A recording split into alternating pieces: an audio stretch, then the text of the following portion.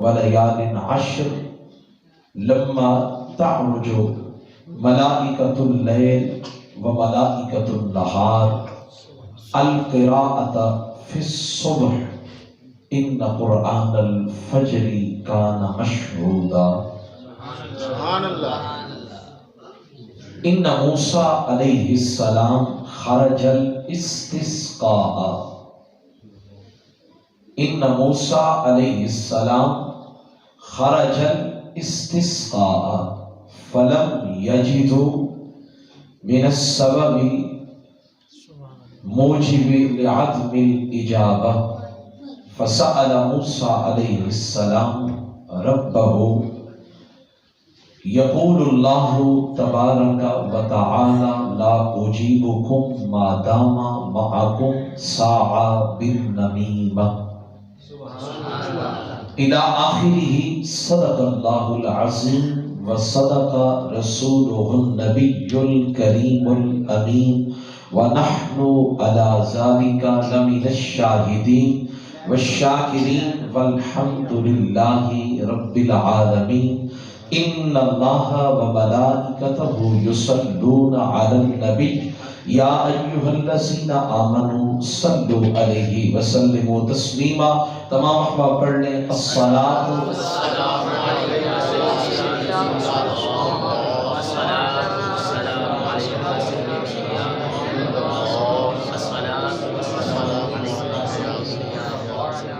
قبل اس کے کہ میں اپنی گفتگو کا آغاز کروں میں حضور کی نعت کے دو شعر پڑھنا چاہتا ہوں. آپ میرے ساتھ شامل ہو جائیں.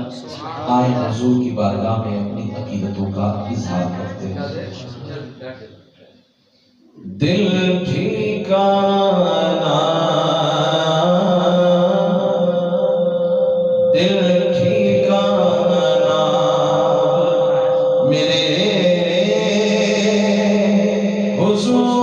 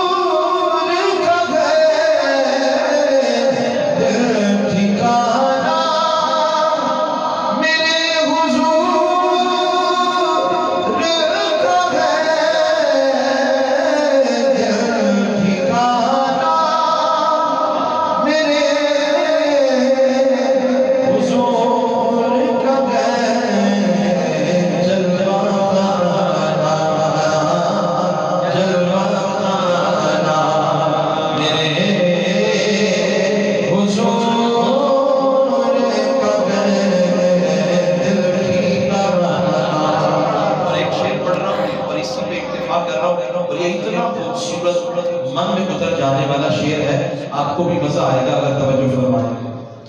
ایک پل میں ہزاروں عالم، ایک پل میں ہزاروں عالم آنا جانا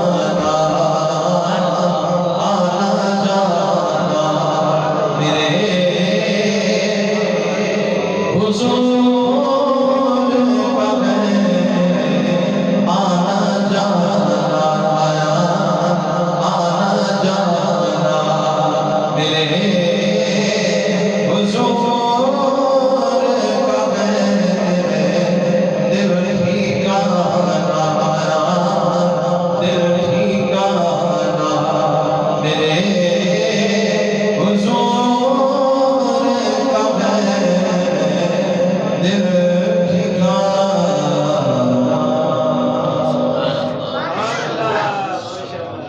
अस्सलामु अलैकुम वरहमतुल्लाहि वबरकातुहू।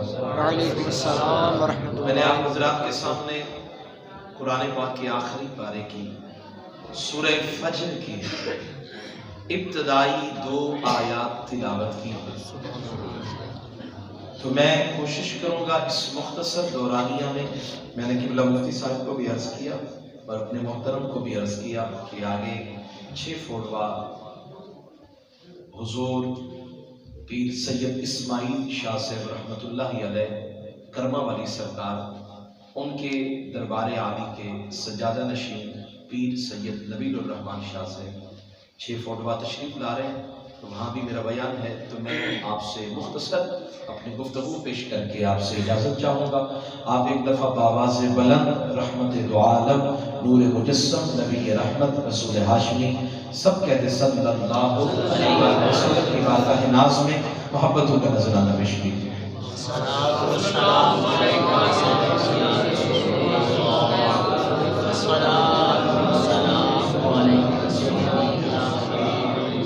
तवज्जो फरमाइएगा, बयान आपने कुल्ला मुफ्ती साहब का सुना, बहुत दिल पजीर, दिल आवेज़ और सरकार से मोहब्बत पर बरंगेख्ता कर देने वाला बयान। सरकार के हुस्न मुबारक हुस्न की कौन सा मोमिन है जिसका दिल तड़पे ना, जिसका दिल मचले ना। वो कहा कि जब हुस्न था जलवा नुमा उनका, अनवार का आलम क्या होगा। जब हुस्न था जलवा नुमा उनका, अनवार का आलम क्या होगा। हर कोई फिदा है बिन देखे दीदार का आलम क्या होगा। ये थोड़ा सा प्यारे भाई नाराज ना आकर को थोड़ा कम कर दे, बिल्कुल सादा आवाज में बात समझ आ जाए। मैं अपनी गुफ्तगू का आगाज अल्लामा इस्माइल हकी रहमतुल्लाह अलैह की तफसीर रूहुल बयान से इमाम राजी की तफसीर कबीर से करने लगा हूँ। मेरे रब ने इरशाद फरमाया वल फज्र, प्यारे हबीब हमें फजर की कसम है। वलयालिन अश्र, हमें 10 रातों की कसम है। जहां भी मेरे रब ने कुरान के अंदर आयाते कस्मिया का नुज़ूल फरमाया, वहां इस बात का इजहार करना मकसूद था कि जो हम जिक्र कर रहे हैं ये बहुत अहम भी है, बहुत मुअक्कद भी है, मजबूत भी है और इसमें गुंजाइश शक और शुबा की नहीं। अब फजर से मुराद क्या है? खुली आंखों के साथ, बेदार शुऊर और ज़हन के साथ मुतवज्जे होकर बैठे। इमाम राजी कहते हैं इन्नल फजरा हुवा सुबहुल मारूफ। फरमाया ये जो अल्लाह ने फरमाया है ना वल फज्र, कसम है मुझे फजर की। फरमाया इन्नल फजरा हुवा सुबहुल मारूफ। इस फजर से मुराद हर रात के इख्तिताम पर, दिन के आगाज पर जो वक्त होता है उसको हम क्या कहते हैं? बोले ना जरा, ताकि जो सबक मैं याद करके आया हूं वो आप भी याद करें। हर रात के इख्तिताम पर, हर दिन के आगाज पर, सवेरा के आगाज पर, सुबह के आगाज पर हम क्या कहते हैं? ये कौन सा वक्त है? फजर का वक्त है।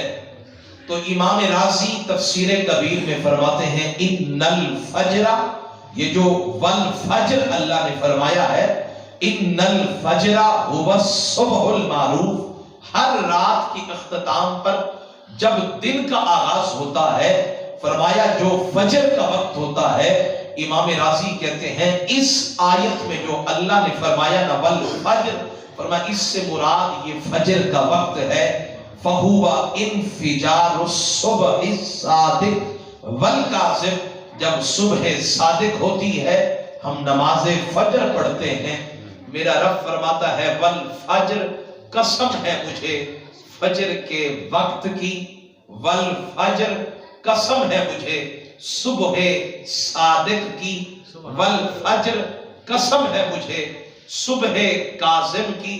वल फजर, कसम है मुझे उन तहज्जुद गुजारों की, उन आबिदीन ساجدین قائمین راکعین کی جب صبح کا وقت ہوتا ہے شیطان دباتا ہے، مزہ دلواتا ہے، نیند میں مٹھاس پیدا کرتا ہے، نیند میں کشش پیدا کرتا ہے، بستر وہ جسم کو لپٹ جاتا ہے، اس بستر کی حرارت میں اضافہ ہو جاتا ہے، نرمی میں اضافہ ہو جاتا ہے، اور نیند اس قدر گہری آ جاتی ہے بستر چھوڑنے کو من نہیں کرتا، دل نہیں ہوتا، کہتا ہے بندہ بس ساری رات کی نیند اس وقت میں کر لو۔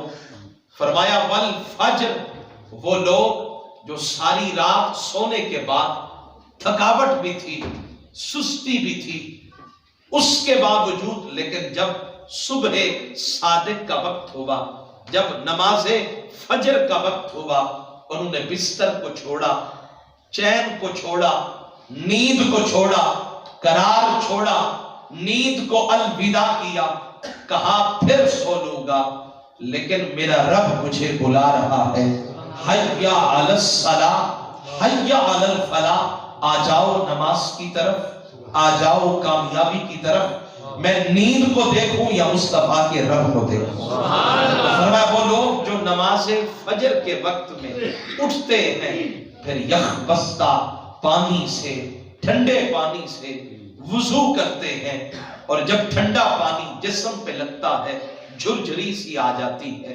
جسم کپ کپانے لگتا ہے، دل نہیں کرتا ہے ٹھنڈے پانی سے وضو کرنے کا۔ فرمایا والفجر، جب لوگ سوئے ہوئے ہوتے ہیں، جب میٹھی نیند کے مزے اٹھا رہے ہوتے ہیں، کچھ میرے پیارے ہوتے ہیں جو بستر کو چھوڑ کر مسجدوں کی طرف آتے ہیں، میرے حبیب انہیں خوشخبری دے دو، بشر المشائین فی الظلم اللیالی الی المساجد فی الظلم اللیالی بالنور التام الی یوم القیامہ۔ حبیب مبارک دے دیں، خوشخبری دے دیں، یا اللہ کن کو؟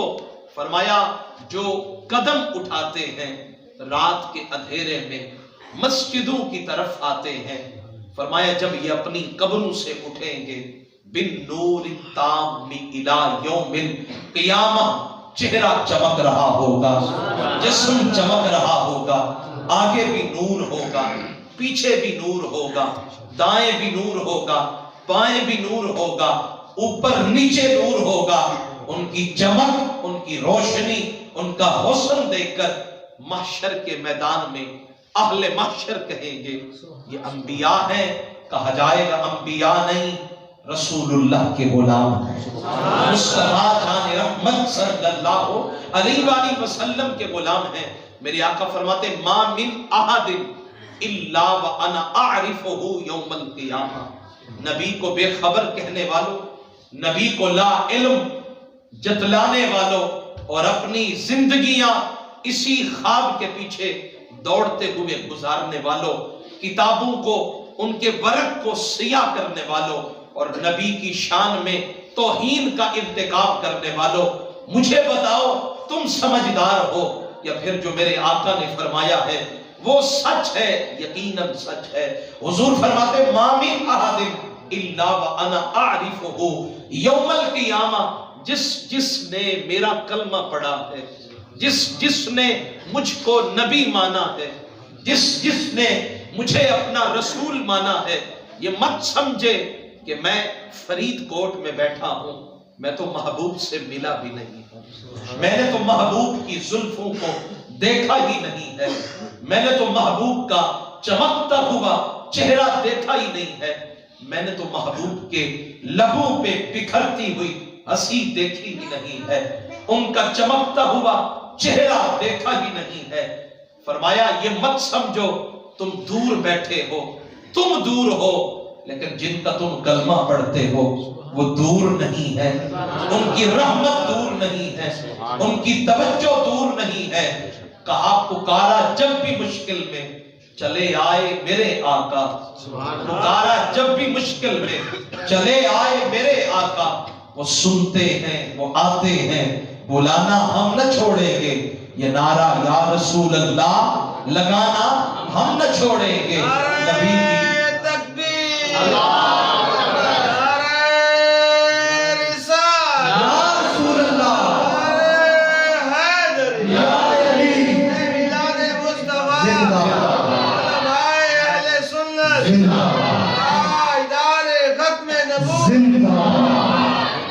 فرمایا سنو یہ نعرہ یا رسول اللہ لگانا ہم نہ چھوڑیں گے، نبی کی نعت کی محفل سجانا ہم نہ چھوڑیں گے، یہ نعرہ یا رسول اللہ لگانا ہم نہ چھوڑیں گے۔ فرمایا ما من احد، وہ کوئی اور ہوگا جو بے خبر ہو، وہ کوئی اور ہوگا جو لا علم ہو، نا واقف ہو، نبی ہوتا ہی وہی ہے۔ اے یکونو مخبرا عن اللہ تعالی بما خصہ ہو، فرمایا جو چھپا ہوا ہو نبی اس کو ظاہر کرتا ہے۔ میرے آقا فرماتے قیامت کے دن میں اپنے ہر امتی کو پہچان لوں گا۔ صحابہ نے عرض کی کیف تعریف ہو یا رسول اللہ؟ فی کثرت الخلائق، ساری کائنات ہوگی، سارے نبی ہوں گے، 120 صفحے ہیں، ان میں 80 صفحے حضور کے ماننے والوں کے، باقی 40 سارے نبیوں کے کلمہ پڑھنے والوں کی۔ عرض کی حضور کیف تعریفہم یا رسول اللہ فی کثرت الخلائق، میں نماز کے وقت میں نبی کو پہچانوں یا نہ پہچانوں؟ جس نے نماز نہیں پڑھی اس نے نبی کو نہیں پہچانا، جس نے بوڑھے ماں باپ کا دل دکھایا اس نے نبی کو نہیں پہچانا، جس نے زکوٰۃ کے فرض ہونے کے باوجود زکوٰۃ نہیں دی اس نے نبی کو نہیں پہچانا، جب حق کا ساتھ دینے کا وقت آیا وہ نہیں اٹھا، اس نے نبی کو نہیں پہچانا۔ سنو میرے آقا فرماتے ہیں صحابہ نے پوچھا کیف تعریفہم یا رسول اللہ، حضور آپ کثرت خلائق میں اپنی امت کو کیسے پہچانیں گے؟ میرے آقا نے جو جملہ بولا نا، میں کہتا ہوں اگر ہم سب کھڑے ہو کے اور اتنے لمبی لمبی چھلانگیں لگا کے لبیک کے نعرے لگائیں، ان کی بارگاہ میں شکر پھر بھی ادا نہیں ہوتا۔ ہاں جی سنیے گا، میرے حضور نے فرمایا ان امتی یومئذ غر محجل من آثار الوضوء یوم القیامہ، فرمایا جس نے نماز کے لیے وضو کیا تھا اور پھر جب ہاتھ دھوئے، ناک میں پانی ڈالا، کلی کی، چہرہ دھویا اور بازو دھوئے، سر کا مسح کیا، پاؤں دھوئے، فرمایا جہاں جہاں وضو کا پانی لگتا گیا، فرمایا قیامت کے دن یہ اعضاء چمک رہے ہوں گے اور ان چمکتے ہوئے اعضاء سے میں پہچان لوں گا یہ بھی میرا کلمہ پڑھتا ہے، یہ بھی میرا کلمہ پڑھتا ہے، یہ بھی میرا کلمہ پڑھتا ہے۔ کہاں کہاں ان کا کرم نہیں، کہاں کہاں انہوں نے سنبھالا نہیں، نہ جہاں میں کہیں اما ملی، جو اما ملی تو کہاں ملی؟ میرے جرم خانہ خراب کو تیرے عفو بندہ نواز۔ میرے حضور کی دربار سے آواز آئی کوئی قابل ہو تو ہم شان کئی دیتے ہیں، ڈھونڈنے والوں کو دنیا بھی نہیں دیتے ہیں۔ میرا رب فرماتا ہے والفجر، قسم ہے مجھے فجر کے وقت کی، یا اللہ فجر کے وقت کی قسم کیوں کر یاد فرمائی؟ آگے سے امام رازی نے جواب دیا، فرمایا اس لیے وظہور الضوء، اندھیرا چھٹتا چلا جاتا ہے، روشنی بڑھتی چلی جاتی ہے۔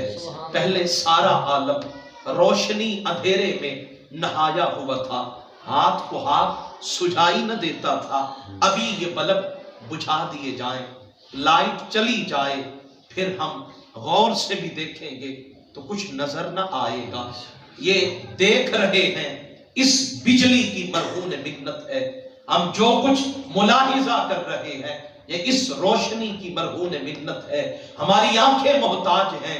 لیکن حضور کا جملہ سنیے گا، حضرت عائشہ فرماتی ہیں کان النبی صلی اللہ علیہ وسلم یرا فی الظلمت کما یرا بالنہار فی الضوء، فرمایا جیسے تم اجالوں میں دیکھتے ہو میرے نبی جو اندھیروں میں دیکھا کرتے تھے۔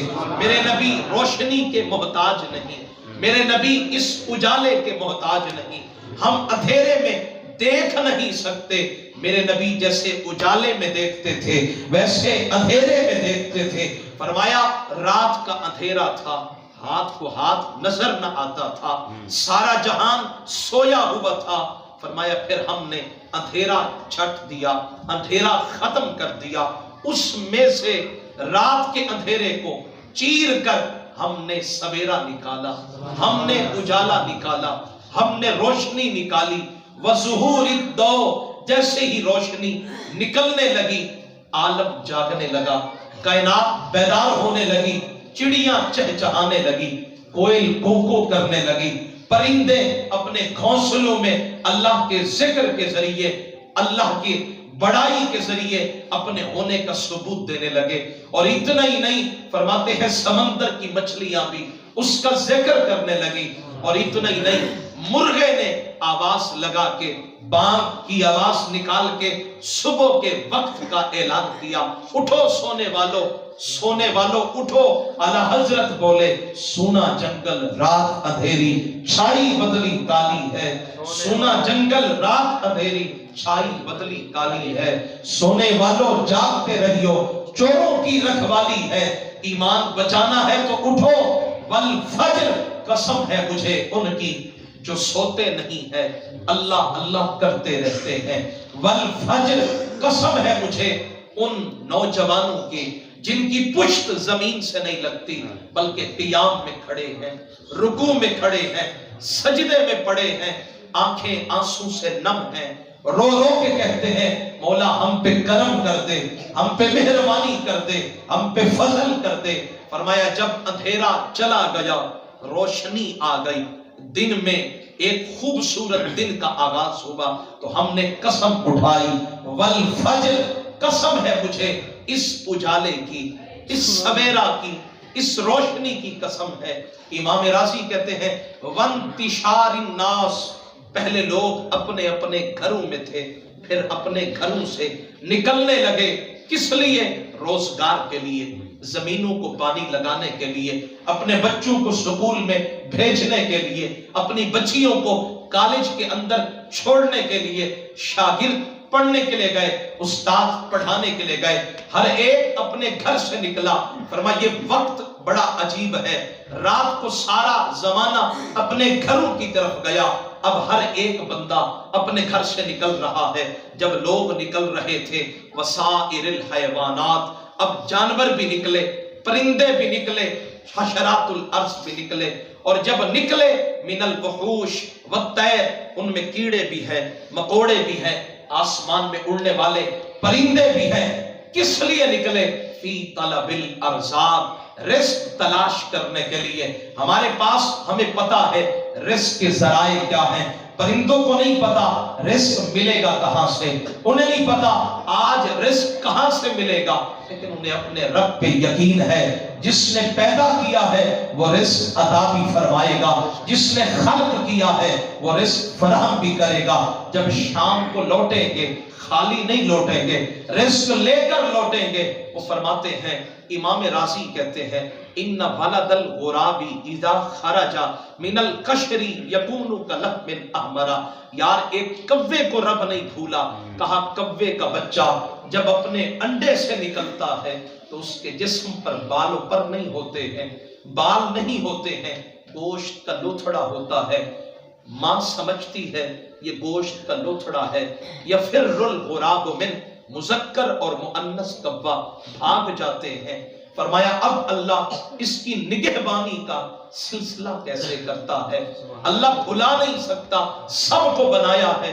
فرماتے فَيَجْتَمِعُ عَلَيْهِ الْبَعُوضُ، اب مچھر اس کوے کے ارد گرد آ کر قطاریں بنا کر چکر لگاتے ہیں، مچھر آ کر اس کوے کے جس کے بدن پہ بال پر نہیں آ کے قطاریں بنا کے چکر لگاتے ہیں۔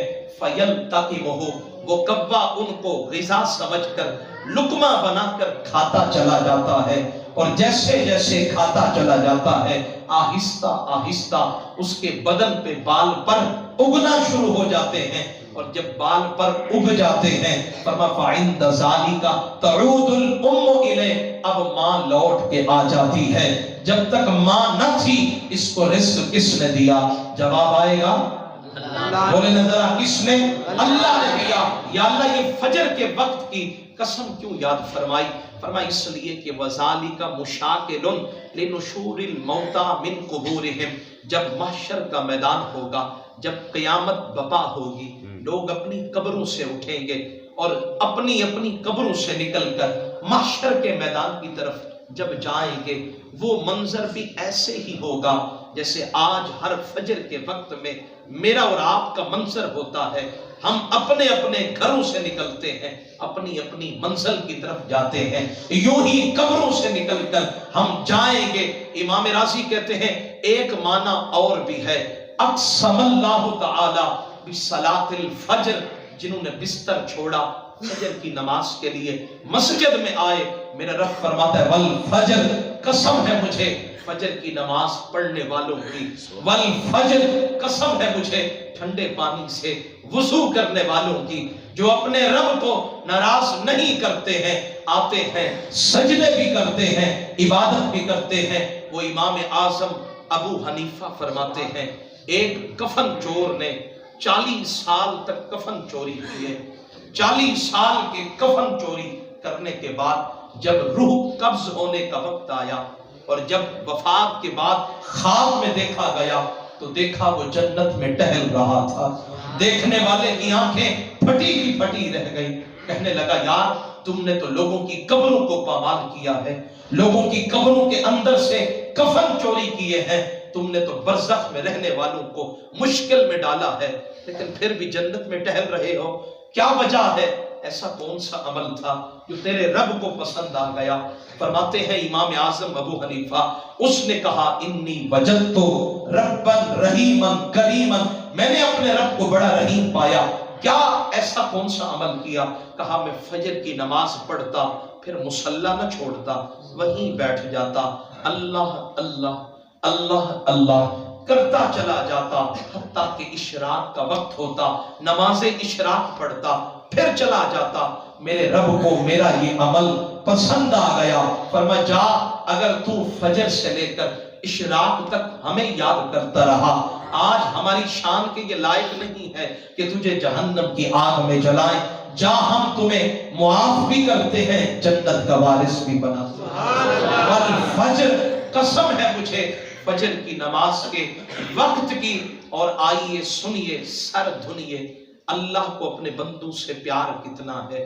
ان موسیٰ علیہ السلام خرج الاستسقاء، جناب موسیٰ کے زمانے میں قحط سالی ہو گئی، زمینیں بنجر ہو گئی، سبزے کا نام و نشان نہیں، آسمان بارش دینے سے رک گیا، اور جب ہر طرف قحط سالی ہے، بچے بلک رہے ہیں، جانور بھوک سے جاں بلب ہیں، ہر طرف فقر فاقہ ہے، غربت ہے، تنگدستی ہے، ایسے عالم کے اندر جناب موسیٰ کی قوم آئی، کہنے لگی اللہ کے نبی نکلیے تاکہ استسقاء بارش طلب کریں، اللہ کرم کر دے گا۔ جناب موسیٰ نکلے، بارش کی دعا کی، نماز استسقاء پڑھی، لیکن فلم یجدو الاجابت، لیکن دعا قبول نہ ہوئی، بارش نہیں آئی۔ عرض کی مولا میں تیرا نبی ہوں، میں تجھ سے پیار کرتا ہوں، تو نے مجھے کلیم بنایا ہے، کوہ طور پہ مجھ سے گفتگو کرتا ہے، آج میری امت تجھ سے مانگ رہی ہے، وہ ہلاکت میں مبتلا ہے، تو ان کی دعائیں کیوں نہیں سنتا ہے، تو ان کی دعاؤں کو قبول کیوں نہیں فرماتا ہے؟ آگے سے پتا ہے میرے رب نے جواب کیا دیا جناب موسیٰ کو، فرمایا لا اجیبکم ما دعا معکم ما دام معکم ساع بالنمیمت، میں چاہے 1000 برس تک تم دعائیں آپ کی امت مانگتی رہے، میں کبھی دعا قبول نہیں کروں گا۔ یا اللہ کیوں؟ فرمایا اس لیے کہ اس مجمع میں ایک وہ بندہ ہے جو لوگوں کی غیبت کرتا ہے، جو لوگوں کی غیبت کرتا ہے، یہاں سے سن کر وہاں بیان کیا، وہاں سے سن کر یہاں بیان کیا، فرمایا یہ غیبت کرتا ہے، چغل خور ہے، اور جب تک یہ مجلس میں ہے لا اجیبکم، میں جواب بھی نہیں دوں گا، ما دام معکم ساع بالنمیمت، میں دعائیں قبول بھی نہیں کروں گا۔ حضرت موسیٰ علیہ السلام نے عرض کی سأل موسیٰ علیہ السلام من ہوا، یا اللہ پھر بتا دے۔ اب وہ خود تو نکلے گا نہیں، وہ اپنا راز فاش تو نہیں کرے گا، وہ اپنے لیے ذلت کا سامان تو نہیں کرے گا۔ اب تو ہی بتا دے من ہوا، وہ کون ہے، تاکہ میں اسے پکڑ کر مجلس سے باہر نکال دوں۔ نکالنے کے بعد شاید کہ رب وہ خوبصورت بارش، موسلادھار بارش زمین پہ اترے۔ رب نے فرمایا یہ بھی میری شان کے لائق نہیں ہے، جو چھپا ہوا ہے میں اس کو ظاہر کر دوں، جس کا عیب پردے میں ہے میں اس کو رسوا کر دوں۔ میں اس کا رب لگتا ہوں، میں یقیناً تجھ سے بھی پیار کرتا ہوں، بندوں سے بھی پیار کرتا ہوں، لیکن وہ غیبت کرتا ہے، چغل خور ضرور ہے، لیکن ہے تو پھر بھی میرا بندہ۔ ہاں جی، میرا بندہ ہے، میں نے خود اس کو خلق کیا ہے، بنایا ہے۔ اب اس کا راز فاش کیسے کر دوں؟ امام راضی کہتے ہیں فما مدت مدت قلیلۃ، یہ اختتامی جملے ہیں، دل کے کاموں کے ساتھ سنیے گا۔ فرماتے فما مدت مدت قلیلۃ، بس تھوڑا سا وقت ہی گزرا تھا، حتی نزل الوحی علی موسیٰ علیہ السلام، حتیٰ کہ جناب موسیٰ پہ وحی اتری۔ فرمایا جائیے وہ جو چغل خور تھا نا، ماتا، وہ انتقال کر گیا ہے، کہاں ہے اس کا جنازہ؟ کہا فجنازتہ فی المصلی، عیدگاہ میں اس کا جنازہ پڑا ہے۔ فذهب موسیٰ علیہ السلام، جناب موسیٰ علیہ السلام جب جنازگاہ میں گئے نا تو جا کے دیکھا کیا ہے؟ فرید کوٹ والوں فرماتے ہیں وہاں 70 من الجنائز، وہاں آگے پیچھے 70 جنازے پڑے تھے۔ اب کیسے ڈھونڈوں ان میں چغل خور کون ہے؟ ان 70 جنازوں میں کیسے راز فاش ہوگا کہ یہاں یہ چغل خوری کرنے والا تھا، یہ لوگوں کی غیبت کرنے والا تھا، میں یہ راز سے پردہ کیسے اٹھاؤں؟ میں نے کہا بتائیے مصطفیٰ کا کلمہ پڑھنے والوں، فرید کوٹ والوں، یہ 70 جنازے کیوں اکٹھے ہو گئے؟ فرمایا اس لیے تاکہ میرے بندے کا عیب ظاہر نہ ہو جائے، تاکہ میرا بندہ مرتے ہوئے رسوا نہ ہو جائے، تاکہ میرے بندے کی کہیں عزت نفس مجروح نہ ہو جائے، لوگ میرے بندے کی عزت پہ کیچڑ نہ اچھالے۔ جہاں ایک مجرم کا انتقال ہوا وہاں رب نے 70 روحوں کو قبض کروا کے مصلیٰ گاہ میں، عیدگاہ میں ان کا جنازہ بھی رکھوا دیا، کہا تاکہ میرا بندہ رسوا نہ ہو۔ میں نے کہا یہ تو بنی اسرائیل کا مجرم تھا، اس کے عیب کو چھپانے کے لیے اللہ نے 70 جنازے رکھوا دیے ہیں، تو سوچیں اگر بنی اسرائیل کے مجرم کی یہ شان ہے تو پھر مصطفیٰ کے غلام کی شان کیا ہوگی؟ آمنہ کے لال کی شان، سرکار کے چاہنے والوں کی شان کیا ہوگی؟ میں آخر میں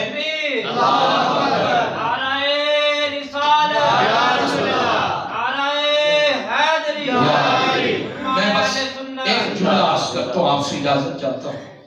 وہ فرماتے ہیں کہ ارسل اہدا عثمان بن عفان الى رسول اللہ صلی اللہ علیہ وسلم منقود عنب، انگور کا ایک خوشہ حضرت عثمان غنی نے سرکار کی طرف گفٹ بنا کر پیش کیا۔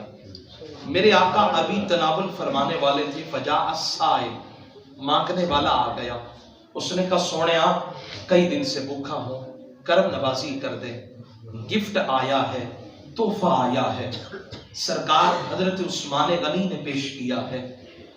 لیکن فقیر نے آ کے صدا لگا دی، حضور نے انگور کا خوشہ اٹھایا، اس سائل کو دیا۔ راستے میں حضرت عثمان غنی سے ملاقات ہو گئی، آپ نے فرمایا بیچو گے؟ فشترا عثمان بدرہم، آپ نے 1 درہم میں وہ انگور کا خوشہ جو خود حضور کی بارگاہ میں پیش کیا تھا وہ لے لیا۔ ثم قدمہ الی رسول اللہ، پھر حضور کی بارگاہ میں آئے، حضور یہ انگور کا خوشہ قبول فرمائے۔ میرے آقا پھر تناول کرنے لگے، ثم جاء السائل، پھر وہی سائل آیا، پھر آ کر اس نے صدا لگائی، آواز لگائی، حضور میں غریب ہوں، فقیر ہوں، محتاج ہوں، کھانے کو کچھ میسر نہیں ہے، کرم نوازی کر دیں، مجھے یہ انگور کا خوشہ عطا فرمائیں۔ حضور نے دوبارہ اٹھایا وہ انگور کا خوشہ، اس کو دے دیا، وہ پھر جانے لگا۔ پھر فرماتے ہیں راستے میں پھر حضرت عثمان غنی سے پھر ملاقات ہو گئی، آپ نے فرمایا بیچو گے؟ کہا ہاں بیچوں گا۔ فشترا عثمان بدرہم، حضرت عثمان نے پھر 1 درہم کے بدلے میں وہ انگور کا خوشہ خرید کر لیا، پھر لے کر آئے، ثم قدمہ الی رسول اللہ، حضور کی بارگاہ میں پیش کیا، میرے آقا نے مسکرا کے قبول کر لیا۔ فرماتے ہیں پھر وہ سائل تیسری دفعہ آیا، حضور نے پھر اٹھا کے دے دیا، اور جب وہ تیسری مرتبہ گلی میں گیا، حضرت عثمان غنی رضی اللہ تعالیٰ عنہ نے فرمایا بیچو گے؟ کہا ہاں ہاں بیچوں گا۔ فاشترا عثمان بدرہم، تیسرے درہم سے حضرت عثمان غنی نے خرید کر حضور کی بارگاہ میں لائے، اور جب لائے تو اب جب وہ مانگنے والا آیا تو حضور نے فرمایا اسائل انت ام تاجر، یا فلاں، اے فلاں بن فلاں، تو مانگنے والا ہے یا تو بزنس مین ہے، تو تاجر ہے، کاروبار کرنے والا ہے، مجھ سے لے کر جاتا ہے، آگے جا کے بیچ دیتا ہے، پھر مجھے ملتا ہے، پھر جاتا ہے، پھر خرید لیتا ہے، پھر بیچ دیتا ہے۔ جب یہ جملے بولے رب نے فرمایا وَأَمَّا السَّائِلَ فَلَا تَنْهَرْ، حبیب آپ کو یہ زیبا نہیں ہے کہ آنے والے کو، مانگنے والے کو یہ جملہ بھی کہہ دے، جو آتا جائے آپ عطا فرماتے جائیں۔ حضرت بلال حبشی کہتے ہیں بعض دفعہ حضور کے پاس بظاہر کچھ نہ ہوتا تو فرماتے حضرت بلال کو جاؤ بلال فلاں سے قرض لے کر آؤ، اور جب وہ قرض لے کر آتے تو سائل کی جھولی میں ڈال دیتے۔ ہم نے تو اس نبی کا کلمہ پڑھا ہے جس نے کبھی کسی سائل کو خالی لوٹایا ہی نہیں ہے، اور ہم نے جس نبی کا کلمہ پڑھا ہے وہ بدر کے اندر بھی کفار کے سامنے نہیں جھکے، احد میں بھی نہیں جھکے، خندق میں بھی نہیں جھکے۔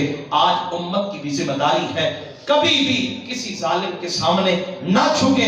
اگر آپ نہ جھکے تو پھر قیامت کے دن سرکار کے سامنے شرمندہ نہیں ہونا پڑے گا، رسوا نہیں ہونا پڑے گا۔ میرے آقا فرمائیں گے یہ وہ ہیں جنہوں نے میرا کلمہ بھی پڑھا تھا اور حسین کی طرح میرے کلمہ کو بچایا۔ میں دعا کرتا ہوں اللہ تعالیٰ یہ میرے ٹوٹے پھوٹے جملے اپنی بارگاہ میں قبول اور منظور فرمائے، مجھے اور آپ کو حضور کا غلام بنائے۔ ایک جملہ اور بھی ادب کے لیے، آپ کی تعلیم اور تربیت کے لیے، آپ کے اخلاق کو سنوارنے کے لیے عرض کرتا ہوں۔ حضرت بایزید بستامی امام جعفر الصادق کی مجلس میں بیٹھ کر وہاں سلوک کی راہیں طے کرتے۔ ایک دن امام جعفر الصادق نے فرمایا بایزید لبیک، فرمایا جاؤ جا کے فلاں طاق سے کتاب لے کر آؤ۔ حضرت بایزید بستامی نے کہا حضور آپ کہتے ہیں میں طاق سے کتاب لے کر آؤں، لیکن مجھے تو نہیں پتا یہ طاق ہے کہاں۔ حضرت امام جعفر صادق نے فرمایا بایزید اتنے وقت سے ہمارے پاس رہتے ہو، آپ کو یہ نہیں پتا کہ طاق کہاں ہے کتابوں کا؟ حضور آپ یہ کہتے ہیں اللہ کی عزت کی قسم میں جب سے آپ کے پاس آیا ہوں کبھی میں نے طاق تو بڑی بات ہے، میں نے آنکھ اٹھا کے آپ کا چہرہ بھی نہیں دیکھا ہے، اور جس نے ادب کی وجہ سے آپ کا چہرہ نہ دیکھا ہو تو وہ طاق کتابوں والا کیسے دیکھ سکتا ہے؟ حضرت بایزید بستامی کو امام جعفر صادق بولے جاؤ بایزید تم کامل ہو گئے ہو، کیونکہ تم میں ادب آ گیا ہے، اور جب ادب آ جائے بندہ کامل ہو جاتا ہے۔